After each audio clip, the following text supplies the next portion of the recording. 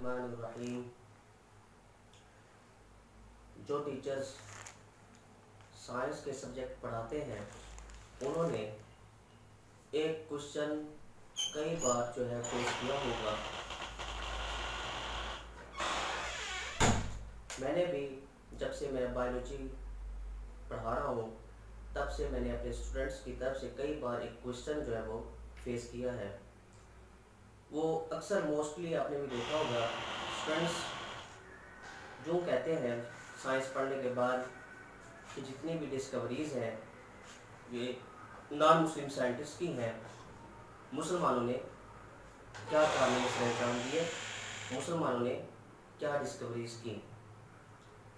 تو اس طرح ہمارے جو اسٹوڈنٹس ہیں وہ مغربی سائنس اور مغربی دنیا سے بہت زیادہ مرعوب دکھائی دیتے ہیں اور اپنے مسلمان سائنسدانوں کے کارناموں سے واقف نہ ہونے کی وجہ سے احساس کمتری کا شکار نظر آتے ہیں.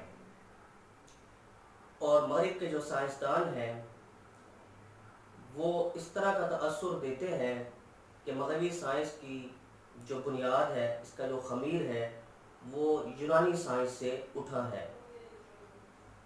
اور جبکہ جو سائنس کی جو بنیاد ہے یہ مسلمان سائنسدانوں نے جو ہے وہ مہیا کی ہے. اور اس طرح مغرب کے جو سائنسدان ہیں وہ مسلمان سائنسدانوں کے جو کارنامے ہیں اس کو نہ صرف چھپاتے ہیں بلکہ ان کارناموں کو, ان ڈسکوریز کو اپنے نام کرتے ہیں, لیکن مسلمان سائنسدانوں کا نام نہیں لیتے, حقیقت کو چھپاتے ہیں. اگر کبھی لے بھی لیں تو پھر جو ہے یہ ڈھکے چھپے الفاظ میں بیان کرتے ہیں. اس کو کئی مستشرقین نے بھی تسلیم کیا ہے. چنانچہ لیجیسی آف اسلام میں ایک مغربی مفکر نے اس حقیقت کو کھلے الفاظ میں جو ہے تسلیم کیا ہے. وہ مغربی مفکر کہتا ہے اس امر میں قطعی کوئی شبہ نہیں کہ یورپ کے سائنسی فکر پر اسلامی فکر کا اثر مرتب ہوا. مغرب کی اس علمی نشاط ثانیہ پر دیگر کئی اثرات بھی مرتب ہوئے, مگر بنیادی طور پر سب سے گہرا اثر اندلس یعنی اسپین سے آیا. پھر اٹلی اور فلسطین کی جانب سے اثرات مرتب ہوئے کیونکہ صلیبی جنگوں نے مغربی ممالک کے لوگوں کو فلسطینی مسلم سائنس ثقافت اور سائنسی اسلوب سے روشناس کرایا.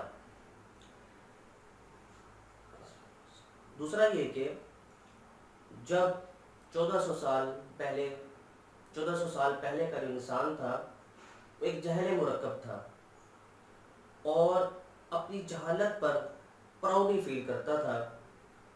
جب قرآن پاک نازل ہوا تو قرآن پاک نے کائنات کی حقائق کے راز کو بیان کیا, تو قرآنی تعلیمات پڑھ کر آج کی جو سائنسدان, مغرب کے جو سائنسدان ہیں وہ انگشت بدنتا ہیں.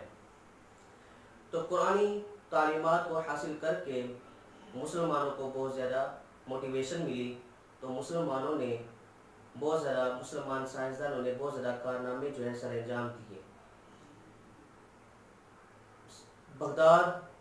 ہمارا بغداد جو ہے وہ معاشی لحاظ سے مشہور نہیں ہے تاریخ میں, بلکہ ہمارا جو بغداد ہے وہ جو مشہور ہے وہ علمی اور فکری خوشحالی کی وجہ سے جو ہے بغداد مشہور ہے. بغداد کے جو مسلمان سائنسدان تھے انہوں نے بہت زیادہ ڈسکوری کی, بہت زیادہ کارنامے سر انجام دیے. اس کے بعد جو ہے اسپین جب فتح ہوا, اسلامی اسپین میں پھر بغداد سے سائنسی جتنے بھی یعنی کہ سائنسی علوم ہے وہ پھر بغداد سے جو ہے اسپین میں جو ہے وہ منتقل ہوئے, ٹرانسفر ہوئے. تو اس طرح پھر اسلامی اسپین میں جو ہے مسلم سائنسدانوں نے بہت زیادہ جو ہے سائنس کی فیلڈ میں جو ہے کارنامے سر انجام دیے.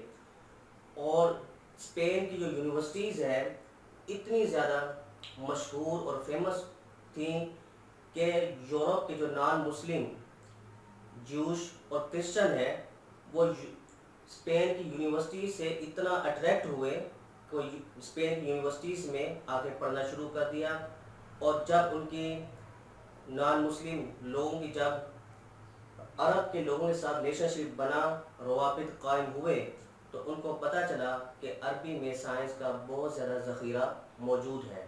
تو اس طرح انہوں نے عربی بکس جو سائنس میں لکھی گئی تھی ان کو یورپین لینگویج، لیٹن لینگویج، انگلش لینگویج، عبرانی لینگویج، اس طرح یورپین لینگویج میں انہوں نے ٹرانسلیٹ کرنا شروع کر دیا۔ تو اس طرح جو ہے یورپ جو کو سائنسز کا پتہ چلا کہ اس سے پہلے یورپ جو ہے وہ ڈارک ایجز میں رہتا تھا، جہالت کے دور میں رہتا تھا، سائنس کے بارے میں اس کو بالکل بھی پتہ نہیں تھا۔ اور اب جب کہ یورپ اور امریکہ میں سائنس کو بہت زیادہ ترقی اور فروغ اور رواج ملا ہے، یہ ساری جو کریڈٹ ہے اس کے پیچھے مسلمان سائنسدانوں ہی کا ہے، لیکن جو یورپ کے جو سائنسدان ہیں وہ اس حقیقت کو کا اعتراف نہیں کرتے بلکہ اس حقیقت کو چھپاتے ہیں۔ اور پھر یہ کیوں چھپاتے ہیں، اس کی وجہ کیا ہے، یہ آخر میں جو ہے بیان کروں گا۔ اور ہمارے جو اسٹوڈنٹس ہیں وہ مغربی سائنس کی وجہ سے بہت زیادہ جو مغلوب ہوتے ہیں اور سیاسی کمتری کا شکار ہوتے ہیں۔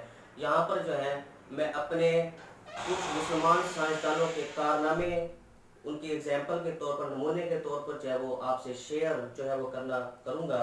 اس کا مقصد جو ہے یہ ہے کہ ہمارے اسٹوڈنٹس جو مغرب کی سائنس سے بہت زیادہ مرعوب اور سیاسی کمتری کا شکار رہتے ہیں، ان کی مرعوبیت کو ختم کیا جا سکے، اور اس طرح ان کی احساس کمتری کا جو رویہ ہے اس کو بھی جو ہے ختم کیا جا سکے، اور ہمارے افلاس، ہمارے بزرگوں نے جو کارنامے سر انجام دیے ہیں ان کارناموں کو جو یوتھ ہے ان تک جو ہے وہ پہنچایا جا سکے۔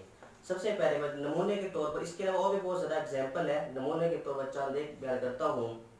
اس طرح یورپ کی یونیورسٹیز میں کہا جاتا ہے کہ ٹریگنومیٹری کو یونانی میں فروغ دیا تھا۔ پہلے میں آپ کو بتایا نا کہ یورپ والے اس طرح کا تاثر دیتے ہیں کہ ان کی جو سائنس کے جو بنیاد اور خمیر جو ہے وہ یونان کی سائنس سے اٹھا ہے۔ اسی طرح وہ کہتے ہیں کہ ٹریگنومیٹری کو یونانی میں فروغ دیا تھا، جبکہ حقیقت یہ ہے کہ البتانی نے اس کو عملی طور پر پریکٹیکلی اس کا یوز کیا تھا۔ چنانچہ اس کے جو بنیادی فنکشن ہے ٹریگنومیٹری کے، البتانی نے اس کے بنیادی functions, basic function, sine, cosine اور ٹینجنٹ جو کہ عربی کی اصطلاح ہے، یہ اس نے جو ہے وہ بنائے تھے۔